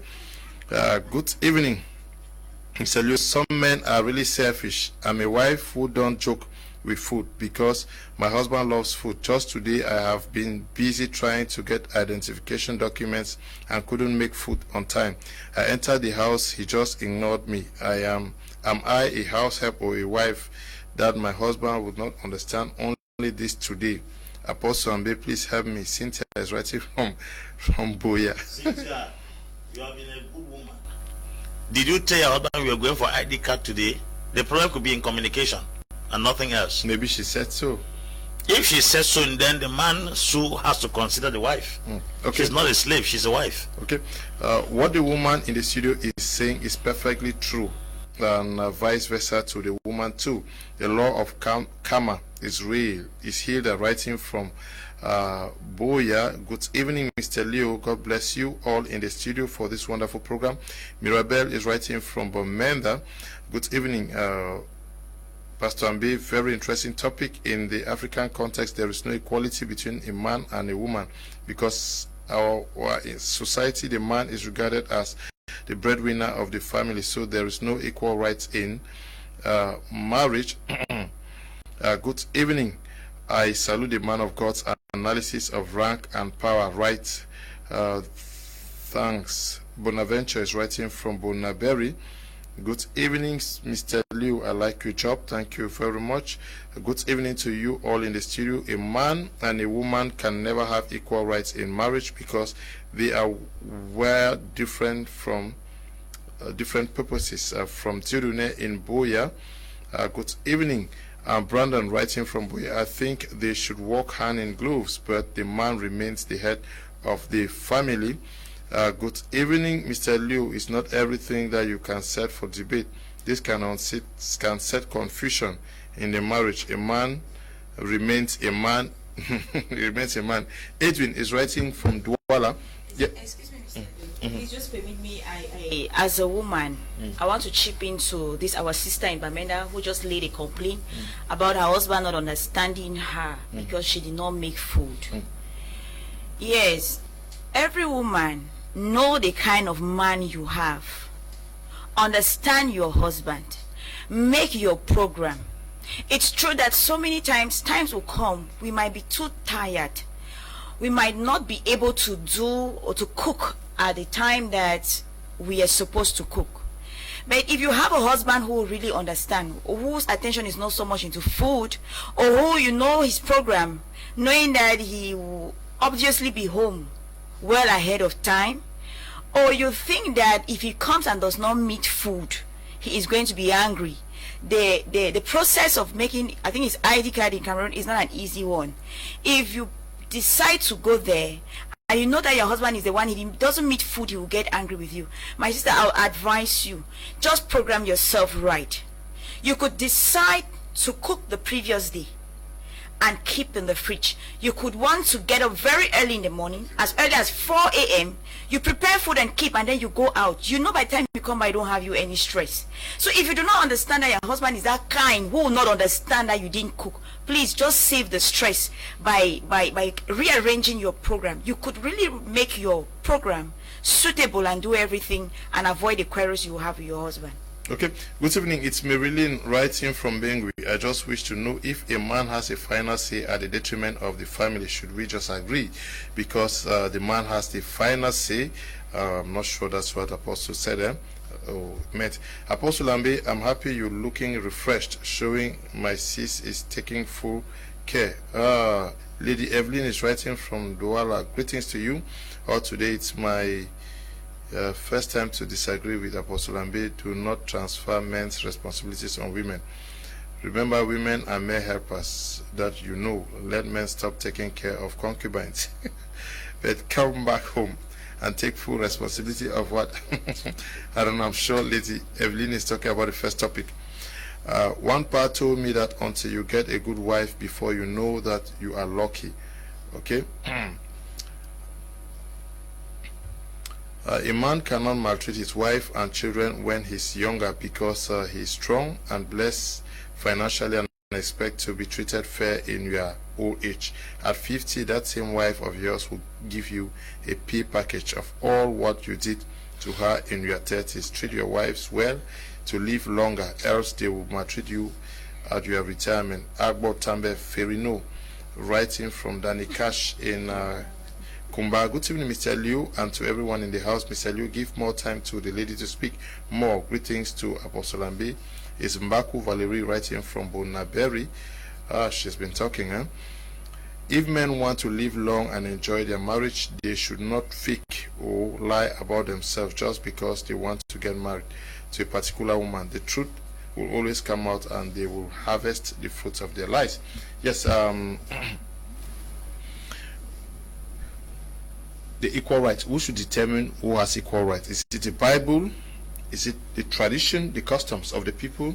Is it the state you were quoting about, or the couples themselves should decide what rights they should have? Yeah, Mr. Leo, we cannot live in a society where the government, constitution, and everything have put in place that the woman has equal rights and we are trying to preach to people that they don't have equal right. It's a wrong thing. It's a wrong idea. Because if the government says they have equal right, and everyone is now trying to understand that fact, that in case of divorce, because from the day you get married in the court, they give the woman a marriage certificate and they give the man another one. It means that in case of anything, they both has the right to file a case to the court against the man or against the wife. That's what right is all about. Now, when we are talking about these academic issues, we are putting it on context and in the concept of it. We put it in that point. Because when we try to put it in the cultural context, it's going to affect us so terribly. Now, the state holds that. Just imagine if the government comes to maybe judges and other people are listening to us talk now, and then they begin to say the pastors are saying that the people should not obey the orders of the court, or maybe the institutions that have been put in place to say that man and woman, they have equal rights. I'm not sure anybody said that on this platform. No, we are trying to postulate that they don't have equal right. That's what I've been postulating here, that they don't have equal right. And I think that in my concept and how I hold things, man, because if I do anything terrible to my wife today, she has the right to file a divorce against me. She has the right to go to court against me. She has the right. I cannot come up today and then kill my child, and I begin to, my wife will sit down and say, it's the head, he has decided what to do. She will file a case against me, and it's going to work against me. Now, what we are trying to put up is, while we are trying to fix something, or while we are trying to, correct the few people or the many people that have spoiled something, we should not also go to extent where we begin to damage some other things. We cannot damage the issues that the government hold in high esteem, that a woman has equal rights. Okay, like when you go to America and all the Western world today, you cannot say this thing you are saying. And that's why our brothers, when they go there, they are very humble to the women, because the women there, they don't only have equal rights, the women have authority more than the men. So you admire what happens out there? No, I don't admire it. I don't admire it, but we hold that they have equal rights. And let me tell you something, my brother. If we become friends to our wives and husbands, let me tell you, marriage will become a wonderful thing. I'm talking this from personal experience. As a pastor, I don't see you making your wife to be a subordinate or some kind of things. No, when you are in church, okay, that's fine. The pastor is the head of the church, so he can lead on this. But when it comes to relating as a husband and wife, they should relate as friends. And that's how I have been relating with my wife for all these years. And marriage has been so wonderful when it comes to that, relating. Now, we bring something to the table and we discuss. In the morning after prayers, we bring our discussions, because she has to go to work, because we get up very early and go for prayers, and after that we begin to discuss some issues, and then sometimes while driving to work, we are discussing some issues. We come to an agreement on this. Okay, if there's something that we still have a loggerheads about it, we keep it down. We wait until maybe after that this one has gone and thought about it, this other one has gone and thought about it, then we come and say, but when I went, I thought this thing, it did not work. Don't you think that we should do it this way? And that's how we've been working. Yeah, but talk about, I don't know whether what you are saying actually refutes the fact that you guys have equal rights. No, we have equal rights. Yeah, but my wife has a marriage certificate. I also have my own, which gives us the right to be citizens of the country, so if somebody has to represent the family in certain situations, the wife could as well represent. My wife can represent as you can represent. I can represent. So if something goes down, the whole you people have not the same issue. There's no don't use the same. They have rights. The rights are the same. No, we don't want to put same. We say they have rights. No, the topic is equal. Now, when you say equal right, we are trying to put it on the platform of, okay, can this one do this? Yes, he can do it. Can this other one do it? They can do it. That's what we call about equal. This one is possessing a marriage certificate. I am also possessing a marriage certificate, carrying the same signatures from the same layers and the same things, which gives us equal right to face the government for anything. If I offend the government today, my wife can, or I offend those marriage certificates, my wife can sue me. That's the government. Is that how God sees? Now, when it comes to God, God said the two have become one. Okay. When people are now one, there is nothing for equal or this thing or this thing. Okay. Yes. Yes, Mother Fatima. Mr. Leo. He sees it from the everybody has a right there. The woman has a right, the man has a right. Yes. Yes. Mr. Leo, there are basic human rights which nobody has the right to deny anybody from, and we don't deny it. We are talking about the institution of marriage. Yes, in any marriage where there is no friendship, it is a war zone. It's not marriage.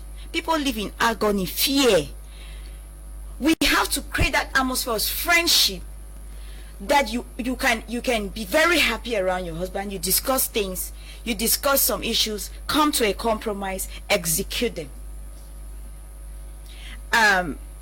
Nobody is saying here that a woman should be a slave to a man in holy matrimony. No.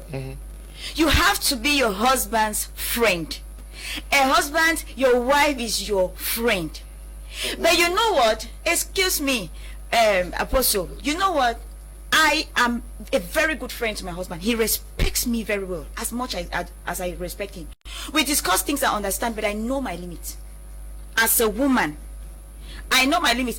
Mme Asanji said something, that when you give woman, I know women, I know us women, I'm talking as a woman. Are you understanding? He said when you give a woman a sperm, he gives you a child. We are multiplier. There are certain rights if you give a woman, she takes for granted. I'm sorry to say that. That if you allow some level of freedom to a woman, if you are not careful, she abuses. There are, in most cases, that's my point of view, Apostle. Yes, we are in a debate. That's my point of view. I am not saying that a woman is a slave to her husband. Far from that. But see, recently during these holidays, I already prepared everything. I was preparing. I know that normally my kids will go for holiday classes. I was preparing things. I know some of those things my husband will not really have time for. So I was making all necessary arrangements. And when it was time for them to start, I had to speak with my husband and say, okay, but you know that it's about time. They shouldn't have to start holiday classes, and I've already started preparing this and that. He told me no. Surprisingly, he said, no, my kids are not going for holiday classes this time around. I sank within me. I was like, and the way he said it, I said, okay, why? He said, I've said they are not going for the classes because he gave me a number of reasons, and I swallowed it. And it was a little bit bitter for me to take it, but I had to understand he's a man, he's taking his decision. They are his children.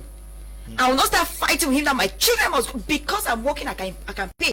Because normally when it comes to those holiday classes, some of those classes, some of those things, my husband does not come there. I pay them. I don't take care of them financially. So it's not because I pay. I already saw the driver. I pay the driver, I pay everything. But it's not because I can pay that I will go against his decision that he has taken. They are our children, but he is the head of the home. Nobody is a slave. There are basic human rights that we must understand. That you must treat everybody the right way. That way we understand. You must create friendship. You must create that love, togetherness, and all of that in your relationship. Okay. You must have an amicable atmosphere. But then it remains that the husband is the head of the home. Good evening, Mr. Liu, and the panelists admire the brilliant points submitted herein by our beautiful ladies on board. I salute Apostle Ambe as well. A man and a woman can never have equal rights in marriage. If it's in sharing properties, it's accepted.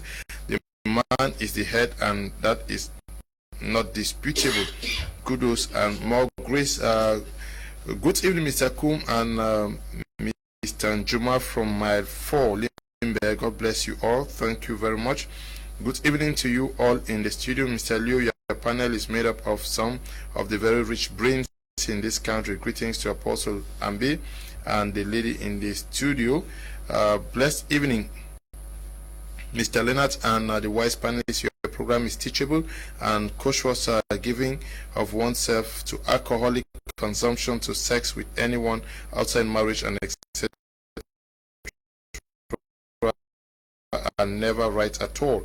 My love to your prudent panelists, a special one to Apostle Ambe, my beloved brother, Reverend Caleb Akpan, writing from Limbe. Greetings in the house, please. What if of a case where you get married to a man that doesn't know his left from right? Will you still consider that man to have the final say, or be the head? Nangunda is writing from Bonaberi. This one says, men and women have equal rights in marriage, and these rights are mutually inclusive, but in function as husband and wife, their rights are not equal. I think the problem of equality in marriage results from lack of mutual understanding and respect. Zirune, writing from Cité Vert in Yaoundé, we are concluding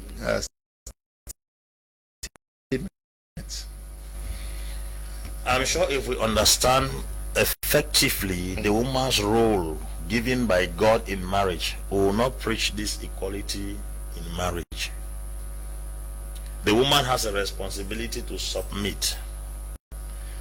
Submission is not when you obey at your convenience. It's when you obey as you are commanded. You don't obey at your convenience. Submission is not obedience to your convenience. Many people think that submission is when you obey when you are convenient. Look at what she just said. Her desire was that the children should go to school. Refuse. That's obedience against her convenience. That's what called submission. The Bible didn't ask a woman to obey in a relationship. The Bible asks a woman to submit to a relationship. I think we are unable to differentiate these two words, obedience and submission. Submission means you go under. If you did mathematics, it means subset, subordinate, subdivisional, subdelegate, sub. I mean, say sub. Sub means say go under. This is the meaning of what? Sub. I say sub, S-U-B, subdivisional officer. It means there's a divisional officer. Subdelegate, submission, subset of the sets. In arithmetic, there is something called subsets of the. God says submit. Submission means I might not delegate is doing, but I am what? The subdivisional delegate. My authority is not strong enough to stop what the authority up there is doing. If I have to give the authority an idea, I should take it as a sub. Please let us know what is this sub. If God who created marriage and is older than church, older than court, older than customs, tell us that women should sub. Let me say, women should you sub the thing. You cannot be on the same when you are a sub. You cannot be on the same lanes. You are squaring shoulders. But when you are sub, it means that this chair is sub. I'm sitting on this chair. So God asks under, let the man be up. You cannot have equal rights. Equal means me and you were squaring shoulders. And if you square shoulders, you are equal to me. That's not what we're talking here. God asks the woman to sub.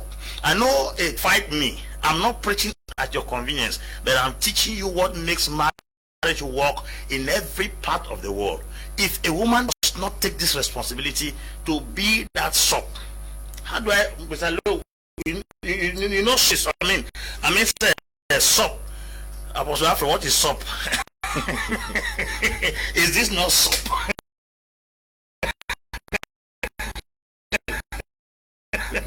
That's my conclusion. If we understand this sub, that will help us. Good evening to you all, Mr. is say in marriage. Magdalene, yes, watching from Kumba. She has much to say. Okay.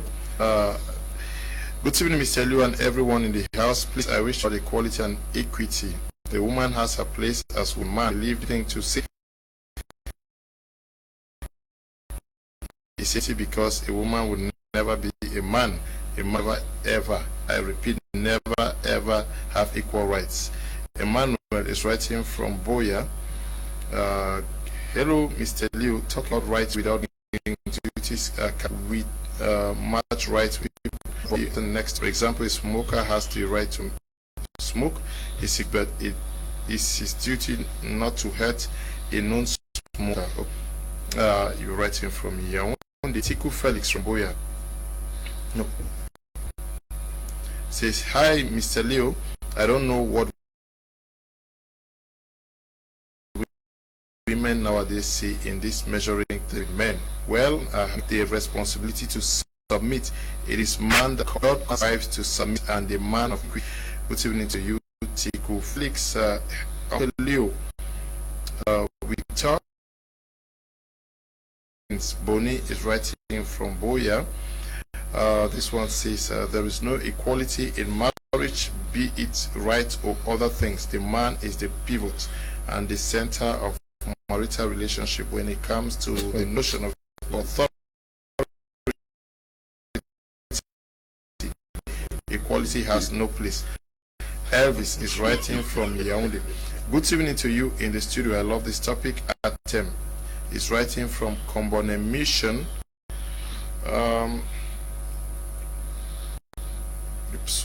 Yes, concluding. All right, it's a very wonderful topic we have been talking today, and next time when we are talking about submission, I will come back to talk on the place of the woman in submission and the place of the man. But today we are talking about equal rights, and I said the woman has equal right with the man based on certain issues that has to do with our states. Okay. And has to do with their living. So always catch up with us every Tuesday 7 p.m. Okay, we have to end here. Thank you, apostles, for coming, and also thank you to you, Mme Asanji, who took part from Bamenda, and to you, Mme Fortingle. Thank you. We want to thank the production team, and a special greetings to you out there in Boya, to Professor Ngange Kingsley, who is the head of department of the Department of Journalism and Mass Communication at the University of Boya. Special greetings to you and Madam, and I would only say stay blessed. Bye-bye.